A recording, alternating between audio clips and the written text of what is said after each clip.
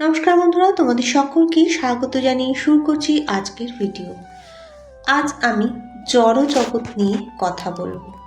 তোমাদের সকলের উপর বর্ষিত হোক ভগবানের অসীম কৃপাদৃষ্টি। মহর্ষিদের প্রামাণ্য বাক্য, বৈদিক ছন্দ ও বেদান্ত সূত্র থেকে এই জড়জগতের মৌলিক উপাদানগুলো জানতে পারা যায়।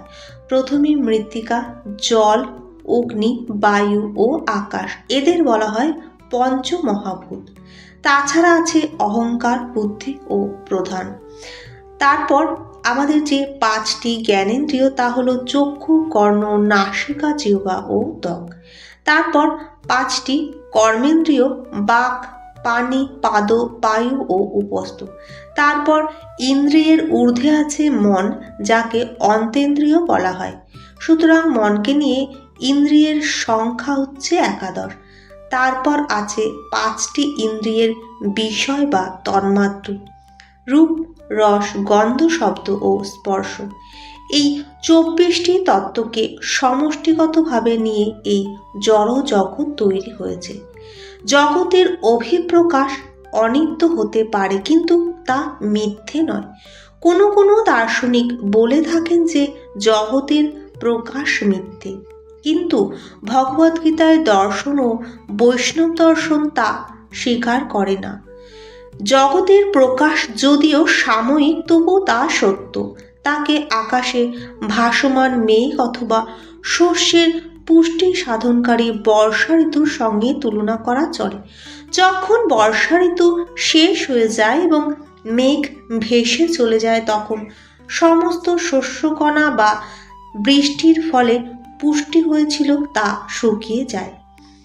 তেমনই কোনো এক সময় এই জড়জগতের প্রকাশ হয়, কিছু কালের জন্য তার স্থিতি হয় এবং তারপরে তা অন্তর্হিত হয়ে যায়। জগৎ এভাবে কাজ করে চলে। এইভাবে অনন্তকাল ধরে জড়জগতের প্রকাশ, স্থিতি ও অন্তর্ধান হয়ে চলছে।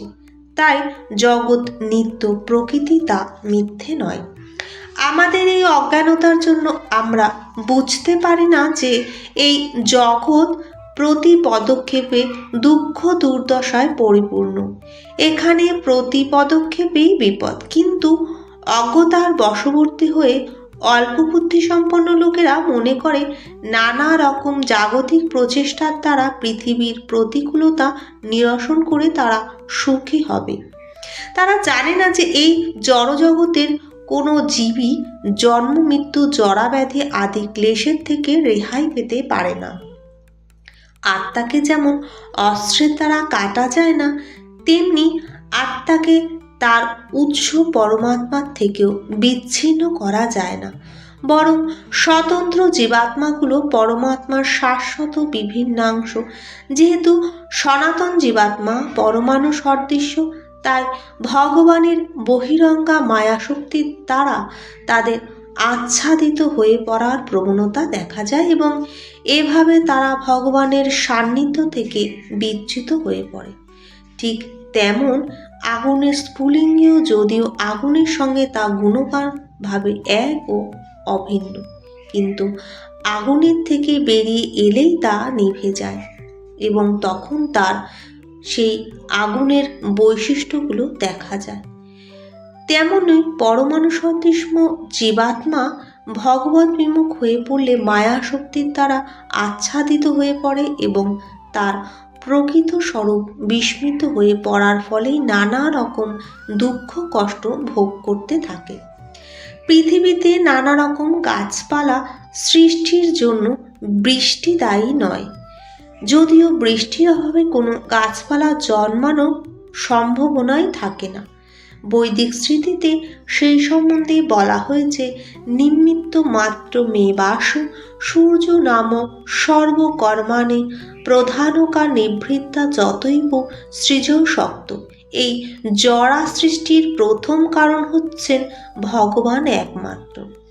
জড়া প্রকৃতি হচ্ছে নিমিত্ত কারণ, যার ফলে জড় সৃষ্টিকে প্রত্যক্ষ করা যায়।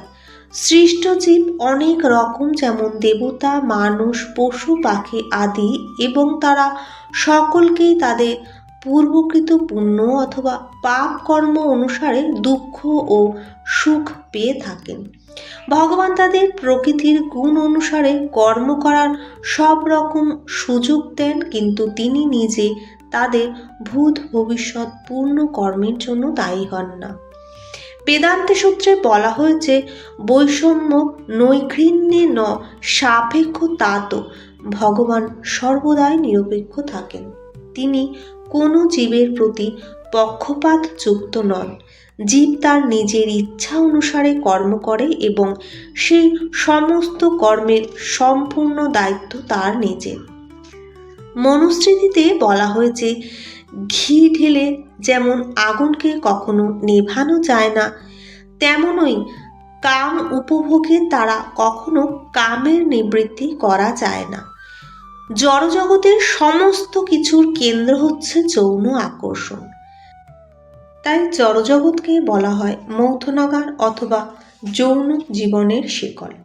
আমরা দেখছি, অপরাধ করলে মানুষ কারাগারে আবদ্ধ হয়, তেমনই যারা ভগবানের আইন অমান্য করে তারা যৌন জীবনের শৃঙ্খলে আবদ্ধ হয়ে সেই মৌথনাগারে পতিত হয়। ইন্দ্রিয় তৃপ্তিকে কেন্দ্র করে জড় সভ্যতার উন্নতির লাভের অর্থ হচ্ছে বদ্ধ জীবদের জড় অস্তিত্বের বন্দিশালার মেয়াদ বৃদ্ধি করা। তাই এই কাম হচ্ছে অজ্ঞানতার প্রতীক, যার দ্বারা জীবদের এই জড় জগতে আবদ্ধ করে রাখা হয়েছে।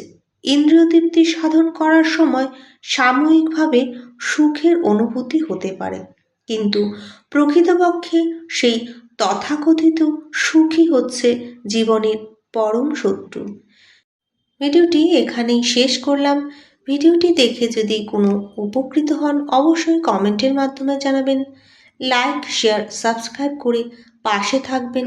পাশে থাকা বেল বাটনটি প্রেস করে দেবেন পরের ভিডিওটি শীঘ্রই পাওয়ার জন্য। নমস্কার।